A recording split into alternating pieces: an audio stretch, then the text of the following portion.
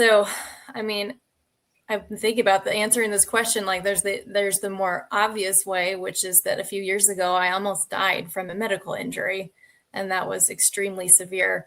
But the truth of it is like going through everything that I went through in that also woke me up to the ways that I grew up as a child who was extremely sensitive and intuitive and was kind of honestly like a bit disillusioned by a lot of the things that I was experiencing in our modern culture that don't make sense.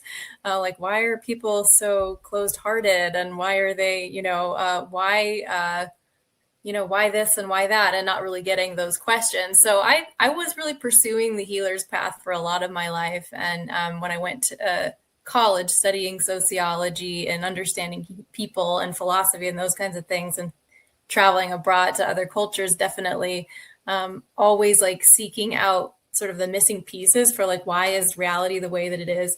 But then when I had this big health crisis, I was already training in my clinical training, which is about reprocessing trauma through the body, which for me, finding that training was a part of the journey as well. I'll just take a step back and say that, because as a really sensitive person, a lot of things I experienced didn't start making sense until I received my first table work sessions from a somatic practitioner as a client, and started to realize that there's a way to bring things back to the physical body that were missing, or certain like ways that I'd felt in my physical body that just didn't, like, I couldn't fix it with thoughts, right? I couldn't fix it with just cognitive and traditional counseling or therapy.